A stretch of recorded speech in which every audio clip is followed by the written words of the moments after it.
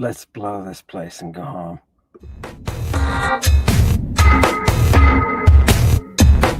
Lovely Diana, rain with magic, death elusive. Darkest dreams come true, kisses for you. Her arrows darken the sky, a flight of ravens flying through. Ophir hop, dark lord melody shining through. Death inducer, raining blood, bite your lip. Bellissima in the vampire dress, cracking leather whips.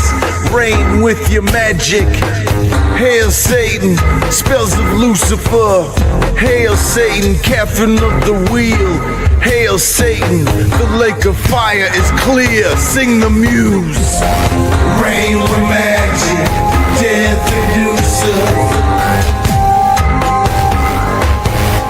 Darkest dreams come true, kisses for you. Goat head soup, it's magic. You can have a ball, giant rubber. Devil in a tight dress, whiplash. Do androids dream of electric sheep? Mr. Sandman with the hot purple anointing cream.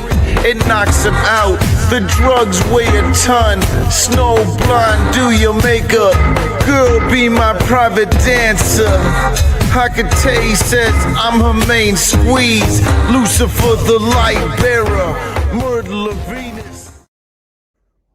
Welcome back to Lady Babylon. This is Renaissance Portal, and this is a special day. This is a special day. As you can see from our setup here, I'm not going to be talking to you with the microphone today that I hold up. I'm going to be talking to you with this setup in the Falcon. So let Chewie know if there's any difficulties or problems. Boy, what are you in for today? What are you in for today? People, we have witnessed something absolutely gorgeous. We have seen for the first time, we have seen the penetration and the destruction of the lies. We have seen the beginning of the end of the tyranny of lies. We saw through Iron Danny Jones, we saw a great biblical scholar fall. And Danny did it. Danny did it. Now, how did this happen? How did this all come to be? Right now, on other channels, people are talking about this interview live. And they're saying, my God, man, what is the outcome? And it's being played a very specific way in certain places, depending. God, what happened, people? Danny Jones happened. I told you he was iron. With an assist from Steve. With an assist from Steve. Steve threw him his lightsaber. He threw him his lightsaber. You see, Danny was like, look, Amen. What if you just get all the references? Can you get me those references to Christ and Christing? I said, sure. Right? I hadn't thought of it. I had not thought of it. Why not just bring them all out? Bring out all that voice of the muse and let her conquer the lies. And that's what we did. Make no mistake, satanic congregation. Bart Ehrman, professor, University, North Carolina, Chapel Hill, Bible Studies, Cross Appointed Classics. Make no mistake. You watched him fall. Translation took him down. It was not anything done by me. It was the muse. Danny merely gave her voice. And she set it up so beautifully, too. She set it up so gorgeously. The man would boast. The man would boast when he entered in. The man would boast. Tell me, how much is the brothel charging these days? It's expensive. This was the top of the top. You remember, people? You remember what happened? We dealt with the lower rungs within this brovelry of gorgeous, so gorgeous. And yesterday you watched the very high priced. You watched their most valuable. They pulled out the big card, right? They just pulled it out. There it was. What did they have? Right. You watched yesterday on Danny Jones, Iron Danny Jones. You watched history. You watched the top Bible scholar, if not the top, within the top, very low, not, very slight number, right? Top 10 at least, right? I don't know. These things aren't really ranked. But if you judge from the amount that Bart was able to bring in, yes, you watched a man fall. You saw it in his eyes as Danny pulled out that lightsaber. And the next thing Bart knew, he was in 2 pieces. What is a professor of North Carolina, Chapel Hill? What is he supposed to do when everything he has taught has been shown to be wrong? What can you do? What is a Christ? One simple question, people. One voice of one muse. Oh, God. Oh, God. The exaltation, the powers that rule the air. Oh, God, I can feel it. Oh, it's gorgeous. Gorgeousness and gorgiosity all together. Here's the moment, people. Here's the moment. I want to take you there because I want this to be preserved historically. I want it to be preserved historically. I'm sorry, I got so excited. I want there to be a record of this, right? In the future, this record will be a celebrated piece of history and culture, reality, poetry, and religion, and humanity. This is the moment of the muse. Chewy, go ahead and bring up that moment, please. And I want everybody, I'm starting here right at the beginning because I want everybody to see at least this much. I'll do it. People have been saying, hey, you've got to talk about everything, Ahmed. You've got to talk about everything. Oh, God. I'm going to. But this is for the people who want that moment. Oh, God. Are you ready?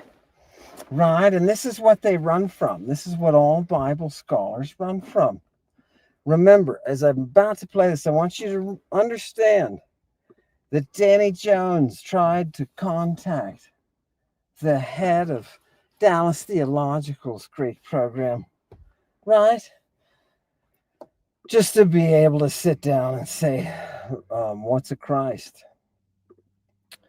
And he wouldn't come. And the reason that Daryl Bach wouldn't come is because he knew what Bart Ehrman didn't. Right? Do you see why the Ronin is so superior as a fighter? I'm not bound to any of your institutions. I'm bound only to the muse. This is gorgeous. Let's see that moment. Let's see that moment. Chewy, this is a moment in history. Bring up the recording, and people, what are they looking at? They're looking at Christos, which is the what? It's the word. Oh God, it's the Christ. And if you will look in the definition, which is what they are doing, you'll see the sources right there. Now, Bart Ehrman is about to discover what a Christ is. And I want you to see, I'm very carefully going to talk to you about this translation, because he mistranslates it even, I appreciate the fact that it's on the spot, but he mistranslates it. Okay? After having boasted he was just reading Euripides, look at how the muse puts that tiny bit of irony, just boom, just to highlight, silhouette the hubris. Right? What platform did he bring? He brought University of North Carolina is what he brought. And he brought what? Oh, it's got to be closer. Sorry. There we go. We'll work out these details. How's that, people? How's that? Can people hear me? Some say ho ho. Oh, God. All right, people, let's try that. Let's try that. Okay. So, hit it, Chewy. Messiah. If you go Euripides. Oh, wow. Look at that. Euripides is right there. So click on Euripides. Okay. Euripides. Oh, there's Christos. No, that's the case. Phaedra. Yeah, there it is. Phaedra? Yeah, where it says whether it is the anointment or the drug drink. Drug drink. Yeah, whether anointment or drug drink. In other words, the poisonous drink or the anointment. So is it used as a drug term here? No. Can we give it credit for being here? No, because it says the Or drug drink. I'd have to read. Pause it. Fantastic.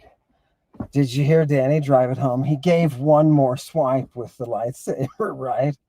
Right. And kudos, first of all, to Steve for throwing him this. Right? Steve was sitting there with it. Right? Oh, and he loved it, right? It was coming.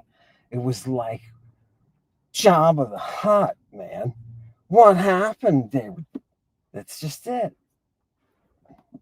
Had it all set up, right? And that's it. Princess strangled him, right? Fantastic. So look what Steve is doing. He's waiting in the wings. I want you to recognize he throws this to Danny, puts up the text, and not only does Danny give it to him, watches that moment of understanding, but then when Bart tries to collapse back, Danny gives it to him, just drives the saber home. Wasn't that gorgeous? So is this a drug term or not? No. Wait, you just said, though, in the translation, right, which he mistranslated. Now, I want people, if there was any way to bring this up, there's no way to, no, it's okay. Go ahead and just keep them up there. We'll cue them again in a second. What I want you people to see about that specific line is that in the definition from the LSJ, Alice, we have those references where the Christ is used. How is this term used and where is it coming from? Right? The problem is, sorry, the Christ has those references in it. So you can look up. It's sitting right there. And that's what Steve and Danny did. They brought up that text and saw, oh, look, there it is, right? So, boom, we have the Euripides. And the Euripides passage is talking about a drug that's going to be used to overcome a kid to engage in sexual activity with him. Okay. That's apparently, Bart hasn't read this one, right? Right. The sentence itself is structured so beautifully in the Greek. You need to see. You actually need to see it. Chewy, we need to pull this up. People, I know that. Go to LSJ, Lexicon, Perseus Tufts, please. Yeah, no. Lexicon, Perseus Tufts. Perfect. Now, type in English, it's XRISTOS. Good, fantastic. Now, click on it. Now, share this with people, right? Now, people, look at this. We're going to do this the right way. This is where they are, just so you can see what's going on. So everybody is clear on what's going on, so that when Bart denies that this is what's happening, he's had to first admit it's what's happening, and then he has to say, no, that's not what's happening, right? Go ahead and hit it here, Chewy. Good. No, go back. Hit it here. Boom. And go there now. Boom. Now blow this up, people. Here it is. Blow it up real big, Chewy, so everybody can see. Everybody can see. Look at the references in blue, people. What happened? Maybe we picked the wrong one. Chewy's getting used to. Look at that. For once, you're getting used to the tech. That's fantastic. Boom. People, look at this. I'm going to do this without even being able to see it, right? Christos. Look at the passages. Look at the passages that it's in. See that A? That's Aeschylus. Aeschylus what? Prometheus bound, right? What's the next one? E, Euripides. Hip, H-I-P-P, Hippolytus. That's the play about Phaedra, right? Fantastic. And then it gives Theocritus and another one down here. The LXX, that's the Septuagint. Oh, surprise, surprise, surprise. Fantastic, people. Are you ready? Click on Hippolytus, please. Click on Hippolytus. All right. Yeah, click on Hippolytus. Now go over here to the Greek. Do they have the Greek? Oh, those knuckleheads. Where's the Greek? Oh, people. Now go up here. Go up here to the top right. And in this box, put Euripides. E-U-R. Good. And now go down to the Hippolytus. Boom. And click on Hippolytus Greek. Good. Now go to that line. Oh, God. Did anybody happen to see what line that was? Satanic Congregation, throw me a bone here. Go back and see what line it was. Go back and see what line. There you go. 100, around 510. Look, people. Now, how much, while Chewy's getting this line, how much dogma or doctrine, have I been giving to you? None. Look what we're doing. We're working with text, people, with the language. We're not working with ideas and theories. Good, that's perfect. Ideas and theories, right? There's no belief system here. There's no eschatology or exegesis. Do you understand? I'm not trying to tell you, interpret shit for you. People, honestly, Satanic Congregation, you know this already. I could give a rat's backside about what you think. And you should be the same about me. Right? You're not here for my opinions. Life is too short for a bunch of stupid opinions. We need something substantial and reasoned. We need something that we can trust in. We need nature. People, look at these lines. Look at this. Look at this, right? This is Phaedra at the top. She says, Potra de Christone poton to pharmakon. Right? What kind of drug is this? Which of these two types of drugs is this drug? Is it a Christ or is it a potable? You absolutely cannot deny that the Christ is a drug.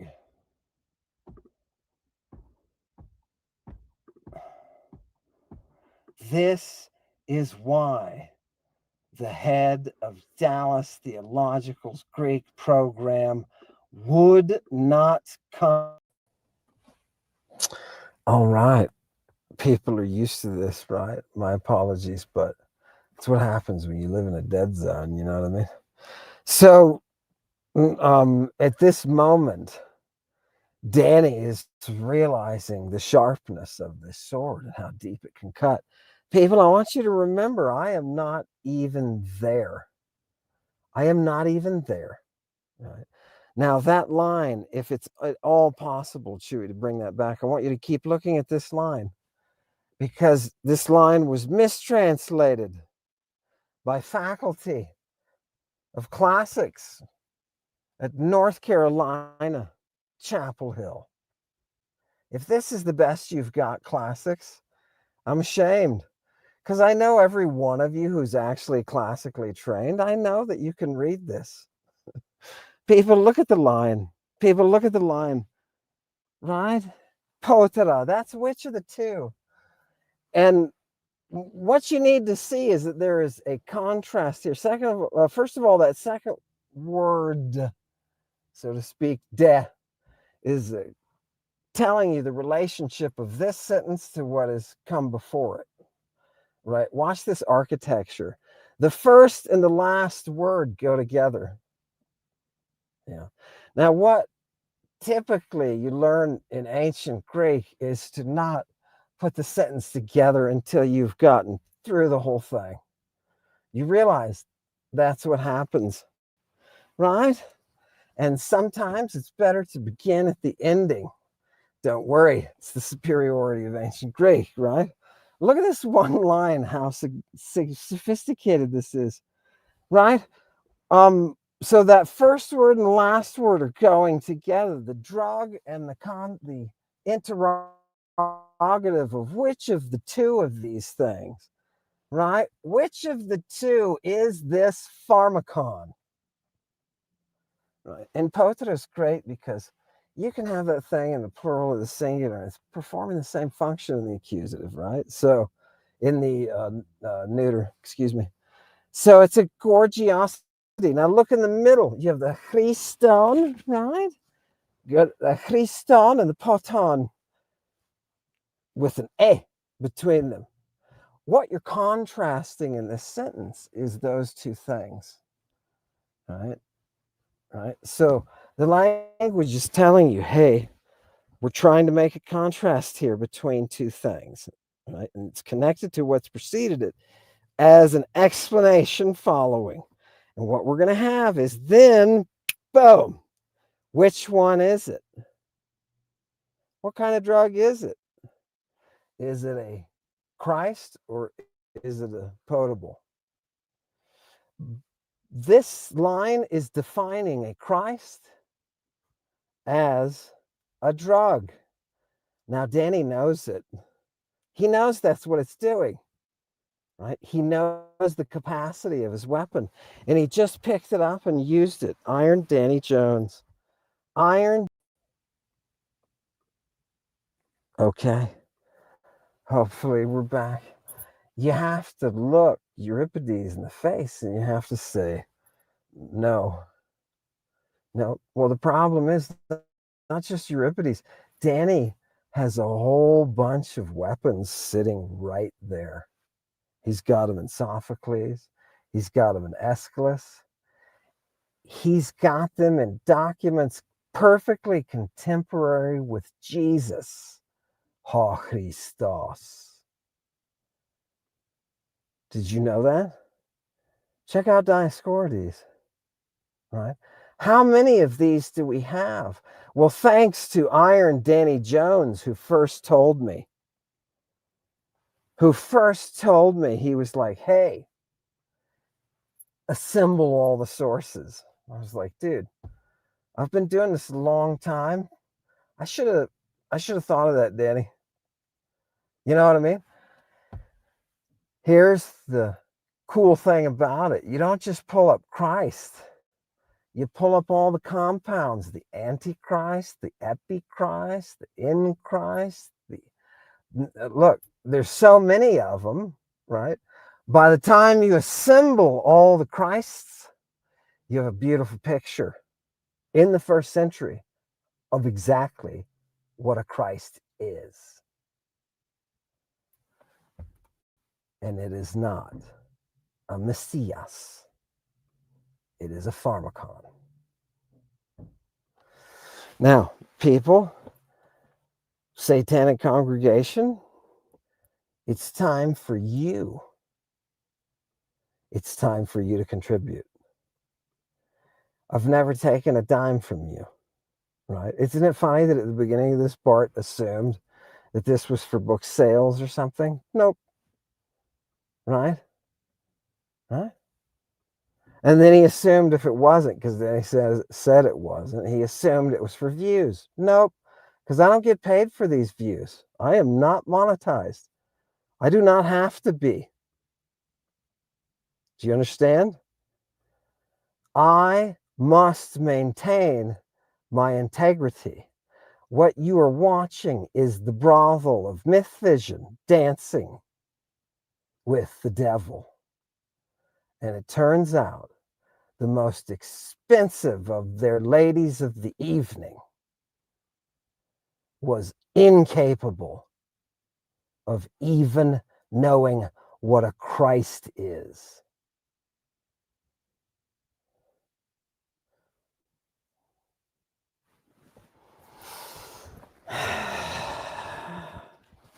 The brothel is all around you. Do you understand? Your greed has stained your soul with the stench of ruin. If you want the real, it's out there. It's out there. Yeah. Chewy, what I want to do is I want to start. I want to just now. That was my big presentation. Make me big just for a second. That was my big presentation. Okay. How long was that? Chewy, give me a time. 30 minutes minus a couple of minutes for bouncing too close to supernovae, right? Right? Right? Fantastic. Recognize what has happened. Recognize what Danny Jones has done and why it is that there is no Bible scholar, there is no monist who can stand before the muse. Now, this is the extended version for those of you who want to go about your work days. Go ahead. But for those of you who want, and I've seen a lot of people, and one of the things you have to do while you're watching Danny's video is watch the comments. It's very important. There's two types of commenters. There's those who comment before and they watch it, and those who comment while or after they watch it. And it's hilarious. The early comment, right, is the, oh God, Bart Ehrman is the world's authority. Bart Ehrman is the cat's meow. Bart Ehrman will do it. If anybody can do away with Amen, Bart Ehrman can. Right? Early, once they watch, they see, oh my God, this dude who says Hail Satan all the time. This dude just sent an arrow through iron Danny Jones. And that arrow penetrated the heart of monism. It doesn't matter that Barth's not a man of faith. They have no defense. We possess the texts. Oh, it's beautiful. People, why do you think? Let me take an aside just for one comment. And should we pull up anything that's related to this that people want to talk about? But I'm going to get to the video. Somebody told me in Ukraine, the Soviets, when they controlled the place, stifled classics. Why would you stifle classics? The tyrant hating philosophy. Why would you do that? Put it together, people, right? Put it together. Control via monism is the same, whether it's through Atanism, Christianity, Judaism, Islam, it doesn't matter. Monism has one mechanism of control, and that is the fabrication of your reality. Once you see through that fabrication, the game's over. Right? The control is gone. Danny Jones just let everybody out. Yeah. Honor to you, Danny Jones. But honor to Steve, too. Okay, let's hit it, Chewy. I want to play this thing for the people who are like, I want you to comment on everything. Right? Okay, I'm going to give you a little bit here. We'll do part 1 today. Right? And if people want more, you can tell me you want more. But let's go ahead. Just play some and let's comment. And Chewy, you've got to mute me. You've got to mute me when you play them. Oh, okay. Unless the pharmacon. I don't know. I'd have to seminary in New Testament studies. Mm-hmm.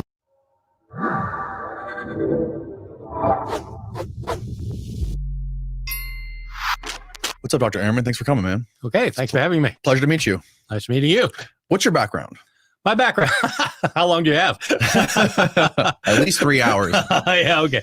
Well, right. So I'm a scholar of the New Testament, early Christianity.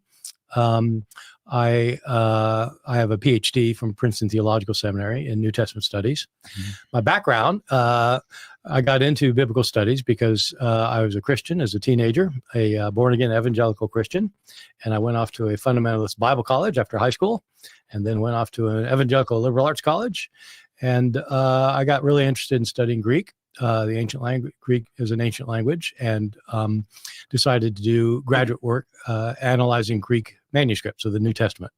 And so I went to Princeton Theological Seminary, where the world's expert in the analysis of Greek manuscripts worked. And I spent years there working on that and did a master's degree and a PhD.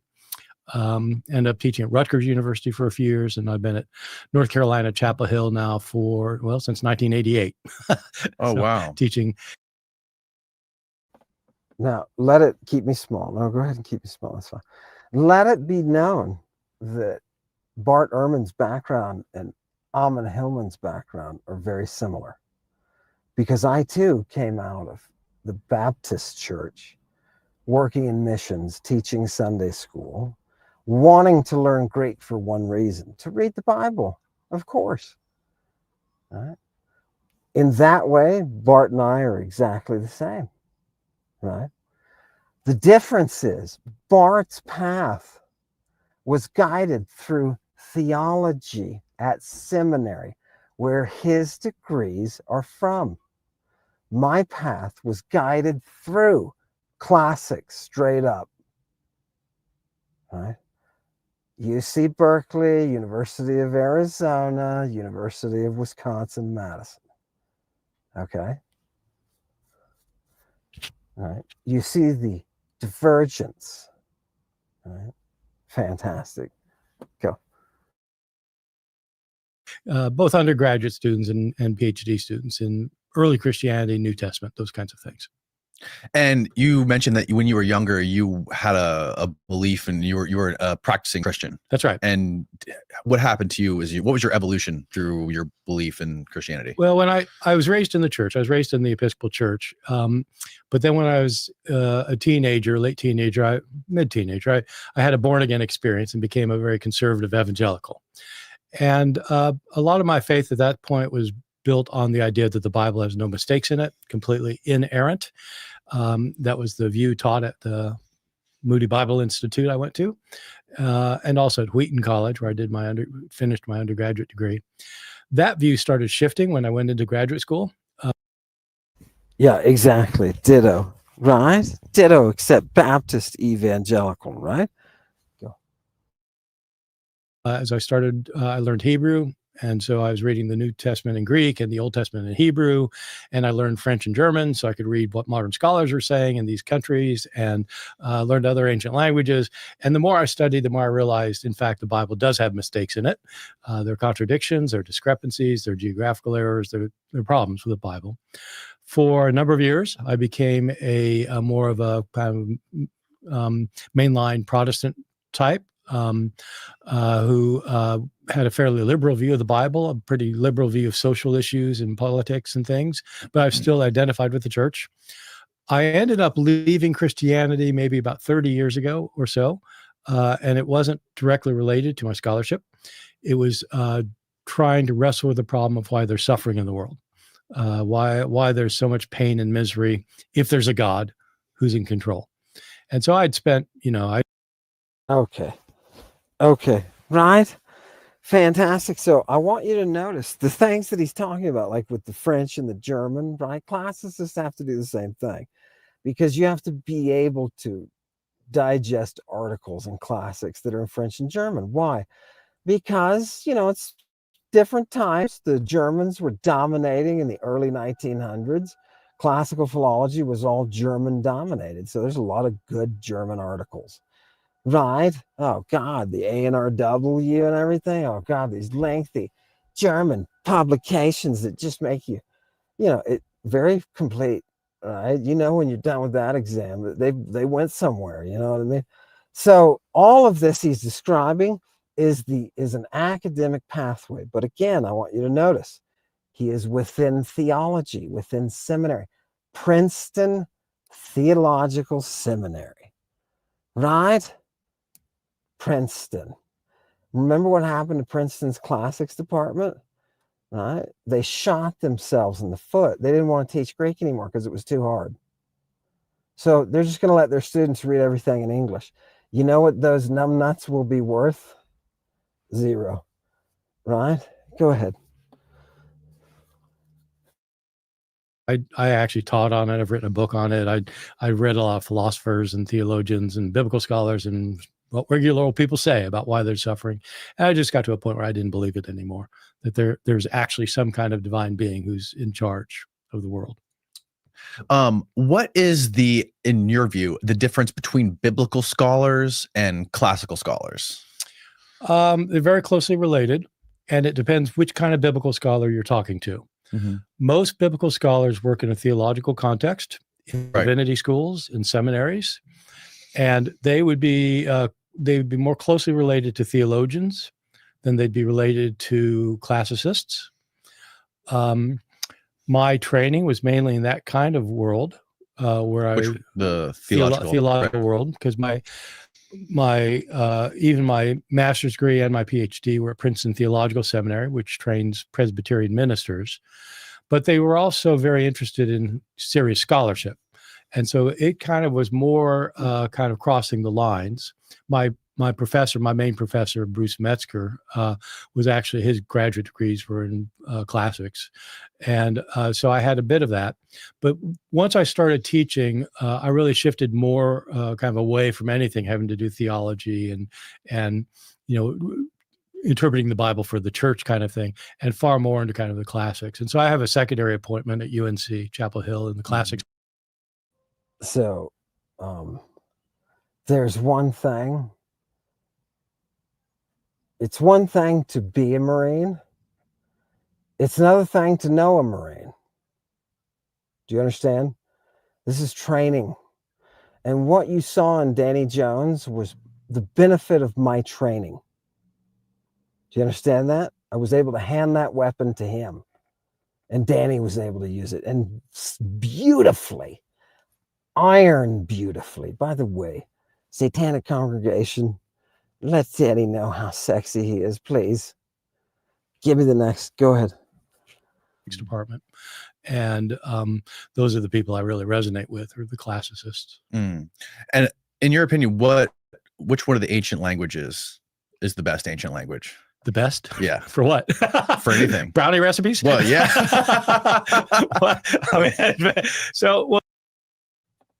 Okay. I want you to notice the tone. There is within classics, there is an understanding of the sacred nature of Greek. The sacred nature, if not just the sacred nature of philology in general. Go ahead. Well, they're very different from each other. Can you explain like the different? Yeah. What's the difference between like ancient Hebrew and ancient Greek? Well, they're unrelated, and so Greek is an Indo-European language, right, like English, and so the grammar of Greek can be taught. If somebody knows English grammar, which nobody does anymore, but if they did know English grammar, the grammar of the Greek makes sense in many ways. It doesn't in many other ways because it's an ancient language. Hebrew is a Semitic language. And so it's different in every way. It has a different alphabet. Instead of going from left to right, it goes from right to left. It doesn't have the same ways of doing grammar. Mm-hmm. And there aren't as many texts in ancient Hebrew as there are in ancient Greek. For Greek, we have thousands and thousands of texts. I mean, going back to Homer and Hesiod and on up, and it just goes forever. For the Bible, for the Hebrew, like biblical Hebrew, the Bible is the only Hebrew Bible, the only sources from its time period that we have. Right. And so it's some ways it's harder to analyze Hebrew texts when it comes to things like just words. Like if there's a word that occurs one time in the Hebrew Bible, well, that's the only time the word occurs anywhere in that time period. And so how do you know what it means? Right, exactly. And so there are places where you can't really even tell, it's some kind of probably a four-legged animal of some kind, but you don't know what. And so with Greek, it's not that way because, there are Greek words that we aren't really quite sure what they mean, even in the New Testament. But there are Greek words that we don't know what they mean. What is he saying, right? Because he's not a classicist and he doesn't read a lot of text. He doesn't realize the superiority of ancient Greek is that the individual speaker or writer of ancient Greek is able to create their own vocabulary. We have so many individual words of individual speakers. Some people are doing it more than others. Let me give you a great example that I haven't given you yet. Galen is creating physiology and anatomy. Imagine that these are not sciences, and you have to create the science. You can't do that without Greek. All right? You can't do that in Latin. The Latin physicians don't do this. The Medici, no way, right?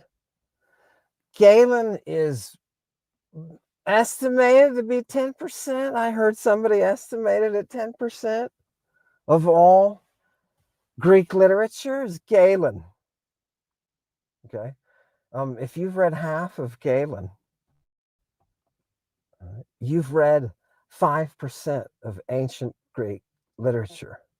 And I am telling you, Galen, who is pushing the second sophistic rejuvenation of the Koine into its Attic precursor, he's spearheading it as an intellectually spearheading it. He's not doing it on purpose. He didn't sit down and say, oh, I think I'll make this language what it used to be at its height. No, he's not doing that. Some grammarians are, don't get me wrong. Galen is not. He is just creating a science. And the Greek, Mother Greek, sexy Mother Greek, has given him the ability to do so, to create new vocabulary that other docs can read and say, boom, and advance from there. Some doctors do this more than others. Galen does it rapidly and ferociously, and almost like the dude is, oh God, did he get in a machine and come back in time or something? Right? It was the Greek language that allowed that. And that's why you only have 7,000 words in ancient Hebrew that survive. Okay. Okay. Now, wait a minute. I want you to think for a minute. One of Bart's comments that's coming up is, well, you know, you can't take. He knows who I am. He doesn't want to admit it, but he knows who I am. Right? He who shall not be named, I guess, is what I'll have to be. Right? He knows that, and he's already gone into this. And his argument is, well, it's the words. Right? It's, they only happen to capture 7,000 words. That would be fine if all that was left of Hebrew was a pamphlet or maybe, you know, a very short story, right? But we supposedly, if the Bible is Hebrew, that's thousands of pages, brother. If we only have 7,000 words and thousands of pages, we have a problem. And I know that's a fact because in history, in antiquity, Julius Africanus pointed out how crappy the vocabulary was in Hebrew. Do you understand? It's not my point. It's his point. What? Oh, people, let Chewy know if the mic's okay, by the way. I hope people can hear. Can people hear if they're... We're using a new... Look, we're using... maybe I'll just put it down here on my manly chest. How's that? Now, people, you let me know. You let me know, baby, if you can't hear me. You know what I mean? All right. That's inappropriate talk. Where's Timmy? Oh, God. You can't, you know, in the Falcon, I can't really do anything to Timmy. I think it's... All right. It's the wrong month anyway. I got to wait another month.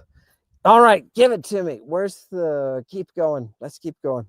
Most of the time, the words are used so many times in so many pieces of Greek literature that you can analyze how they're being used in the context. Exactly. And you can use the context in order to establish the basic meaning of the word and how to use it variously. And so that's a luxury that you get with Greek, and you also get that with Latin. Right. But you don't get it so much with Hebrew or Coptic, which is another language that people might field study, or Syriac. But Greek and Latin, which is what the classicists do, we're really well set with those in comparison. Yeah, this is been a highly contested topic on this podcast recently when it comes to exactly what you were just talking about, with Greek being everywhere in antiquity and there being no Hebrew outside of like the Dead Sea Scrolls. Like all the ancient texts were, all the ancient Hebrew texts were religious texts. However, Greek, you have legal shit, you have medical stuff, you have all kinds of stuff in Greek, poetry, comedy, everything. But then you have like the Dead Sea Scrolls come about, and we just have the Dead Sea Scroll religious texts, right? And there's no other Hebrew you can find. There's no libraries with any Hebrew in them or anything like that. So that's basically true, but it's not completely true. Okay. There are inscriptions, for example, in Greek. So inscription would be, things written out on stone that are not religious. Please stop. Oh, God, that's basically true. That beautiful thing that Danny said, right? That was great. I love that, right? Who wouldn't? Perfect, logical. This is a reasoned discussion we're having, right? The answer is basically, that's the best, basically. But we have some letters. Really? Do we really? Right? Somebody wrote to me the other day and said, oh, you don't know what you're talking about. First of all, Akkadian blah, blah, blah, and the library of Ashurbanipal and blah, blah, hoo-ha. I have seen the library of Ashurbanipal with its chicken scratch, and I am not impressed by your lists. I am not impressed by that thing you call Gilgamesh. That, your best piece, is a third-grade rendition of a crap-hole Wizard of Oz. Are you kidding me? Jesus, man. When did you forego your reason? The reason that people don't see the real beauty of Mother Greek is because they are blinded by the bog-trotting bullshit Anglo-Saxon crappery that is stuffing their ears through sources of theology. Do you understand? We're talking about a craft here called classics. This is a skill. It is not a theology. It is not a religion. It is a science. Oh God. And if you don't appreciate Mother Greek, well, that's too bad. Go. Give it to him. Chewy's gonna open up the hole and throw this hole. Oh God. Go for it. Let him speak, please. In Hebrew? Yes. Okay. And there have been other discoveries of texts that are in Hebrew there aren't very many of them, but like they'll find a cache of letters, for example, written in Hebrew.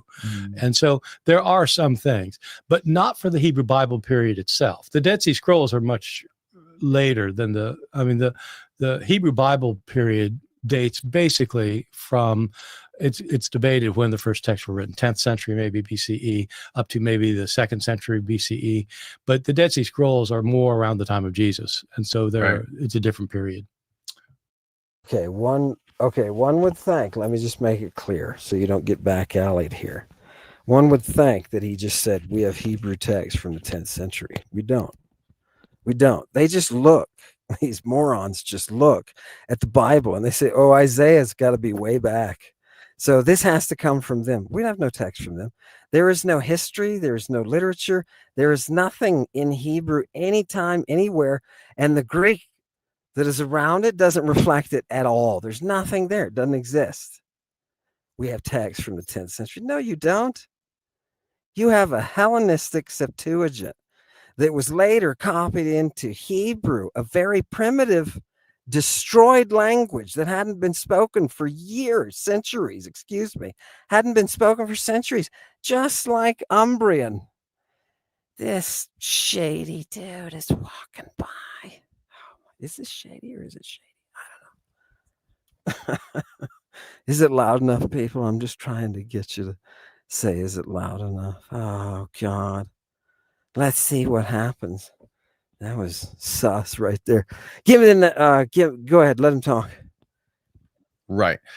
And so the scholarly consensus, and this is another thing I don't understand that I've heard so much from Bible scholars, is they always say most scholars would agree. Yeah. Why is consensus so important when it comes to this stuff? Why doesn't, for me, maybe I don't understand this because I didn't come from a university or anything. Yeah.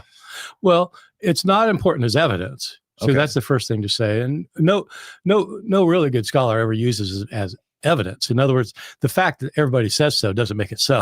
Right. So I guess the reason people say that. Do people see the hypocrisy here? The fact that everybody says it's that way doesn't make it that way. That's not good academic argumentation. And he's right. So when everybody says, oh, Ammon's got to be wrong because everybody says he's wrong, what do you think that means? It means he cannot see his own hypocrisy. Dr. Urban, I'm showing you the mirror. Don't you love it? It's Bacchic, baby. You owe me. Go. And I say it as well, is because if you have a counter opinion, then it needs to be examined. Yeah. And you need to look at it, but you need to realize that there's a reason that everybody thinks the other. Right. and these are, when it comes to biblical scholarship, for example, biblical scholarship's been around for 300 years, and lots and lots and lots of things get changed, have been changed, do get changed. But if somebody says that virtually all scholars agree that that whoever wrote Matthew was using the Gospel of Mark, and you say like virtually everybody agrees with that, You say virtually because there will be some exceptions, but the reason that you say that is because most of these people are ones who have actually looked at it seriously and thought about it really hard and seen all of the evidence. And on the basis of all this evidence, they say, it's probably this. And so it's like, it's like that in every field. Yeah. To me, it just feels like a cop out. Like it's like, oh, gorgeous, Danny. Cop out. It is a cop out. Biblical scholarship has been around for 300 years. Bart, how long has classical scholarship been around? Did you know there was classical scholarship before there was any other scholarship? Did you know the original scholarship was classical scholarship? Do you know we're going back to the museum? Classical scholarship isn't 300 years old. Right? Classical scholarship goes back to the Hellenistic Greeks of the museum, those grammarians who began to standardize Greek education. Oh, God. Go. Well, it's a cop-out if you're using it as an argument. Yes, exactly. Correct. But nobody uses it. People object when someone says that. They say, well, that's not an argument. But nobody's using it. They shouldn't be using it as an argument. Yeah. If they are using it. Now, the hypocrisy here is that Bart is talking about nobody using it as an argument. And the people that he works with to sell product to you, those people use this argument all the time. It's all they use. It's all they can use to come up with their little ideas, like the words dunce across his hat. Dunce, look, he's got a dunce cap on. Right? Do you see how it's not just simple ignorance, people? It is intentional obfuscation and misdirection in order to loot you. Dishonest. Myth-visionally dishonest. This is their top guy. This is the top lady of the evening in the brothel, people. Give it to me.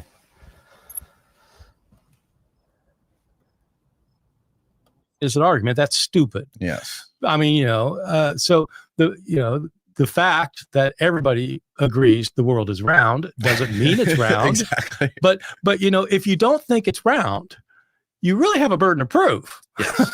Correct. So by saying it's a consensus, you just say, yeah, okay. Well, if you think otherwise, let me see your stuff. Mm-hmm. Right. So, one of the folks I had on here recently believes that the Septuagint, it was originally written in Greek, and that it was translated into Hebrew. And the reason he said that is because, and I'll try to elucidate this argument the best I possibly can, and you can basically deconstruct it and give me what you think. Is that ancient Greek is a language that had over 1 million unique words. Ancient Hebrew is a language that had maybe 7,000 at best unique words. And he made the argument that you cannot translate from something less technical, Hebrew, to something way more technical, ancient Greek. He says you translate down, you don't translate up, right? So you don't like, if I was to, the analogy I think of that I try to explain when I talk about this is like, you find a flying saucer in the desert and you want to like reverse engineer it and make your own flying saucer. When you try to reverse engineer that flying saucer, you're not going to make something better than that flying saucer. It's going to be something not as good, right?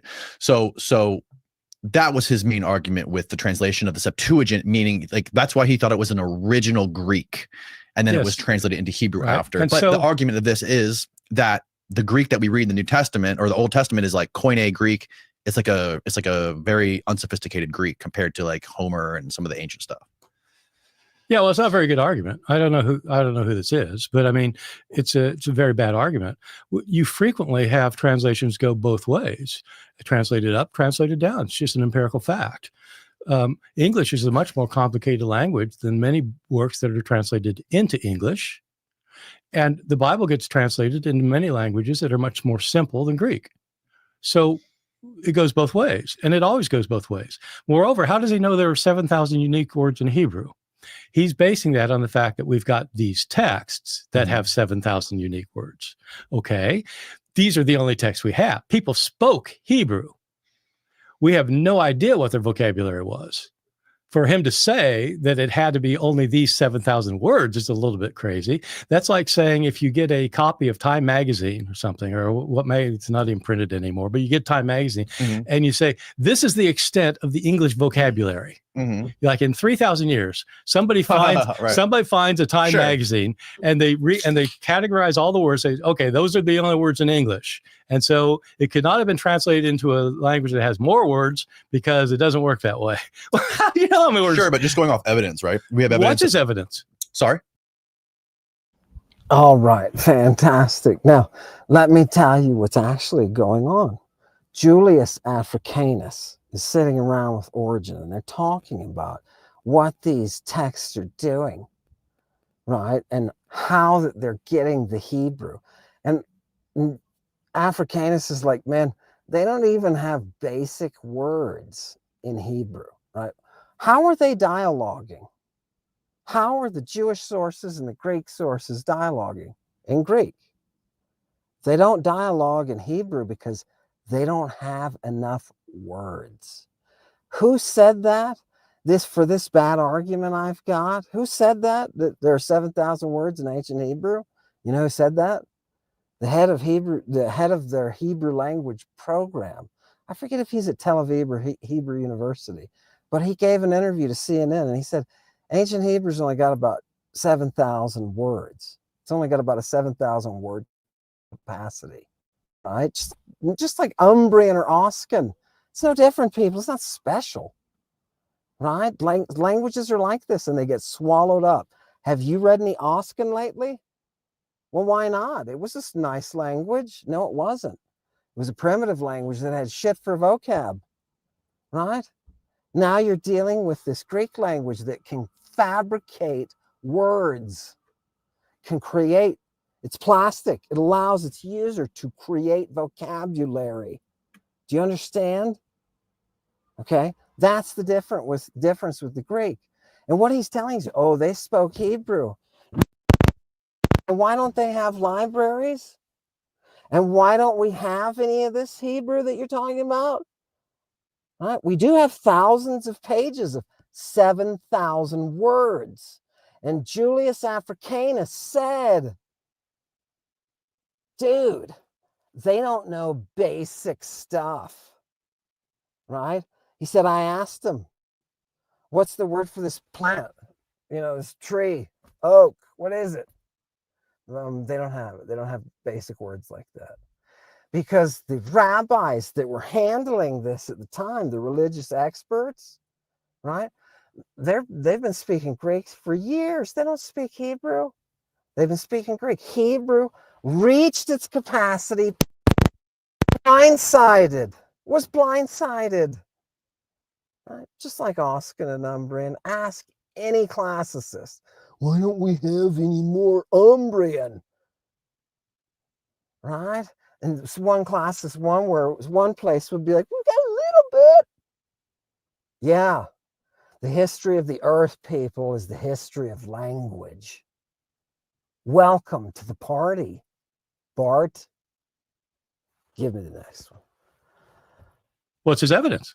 I'm saying just going off evidence of word counts, unique word counts for those languages. Today, we only have 7,000 unique words for ancient Greek. We have over 1 million. We only have 7,000 for ancient Hebrew. And we have 1 million for ancient That's Greek. right. That's Maybe what those we are have today. Those are estimates, right? Those are samples. Maybe they aren't. No, they're not estimates. He's basing this on account of what the Hebrew words we have. But Okay. when people translated the Hebrew into the Greek, they didn't have just those 7,000 words.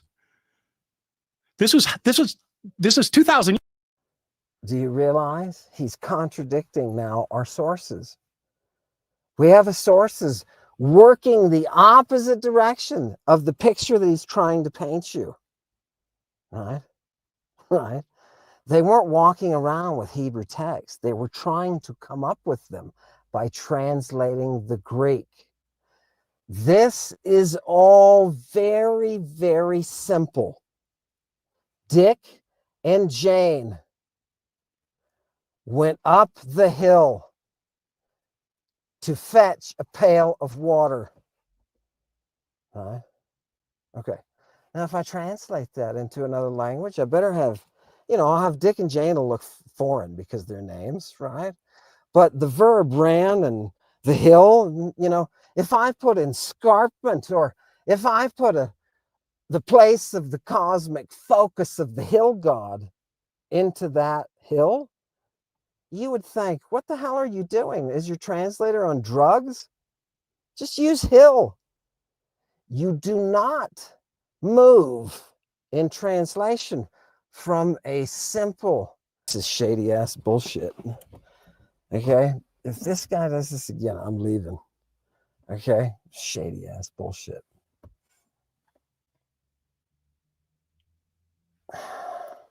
Did you see that? That's like the 6th time.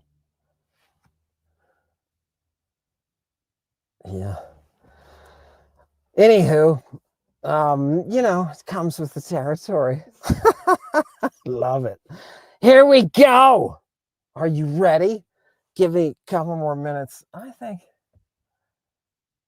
Years ago. Okay, but do you think that do you think the scale was similar though? Do you think so? Right it now, doesn't matter how similar it is, because it's not always that you take something more complicated and make it more simple, or that you take something more simple and make it more complicated. Okay. You can absolutely just show time after time after time where that isn't how it happens. What would there be are also very good reasons for thinking it did not go from Greek to Hebrew. Okay, what would be a good example of something that went from of a translation that went from a language that was less complicated to something far more complex? That went from something less complicated to more complex. For example, Hebrew to Greek. Coptic. People, it's been due to the success of Lady Babylon, and the success of finally bringing this information to people. Close your door, Tree. Letting people get it. I'm getting a threats, and a lot of, you know, people are concerned, offering me safety and stuff. And I'm going to stop today, and, you know, I don't, I'll continue another time. Have a nice day. Take a look at what is going on with Iron Danny Jones, and honor the muse. Hail Satan.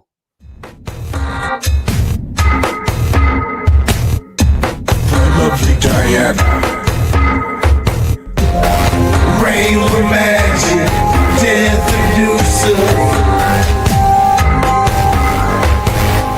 Darkest dreams come true, kisses for you.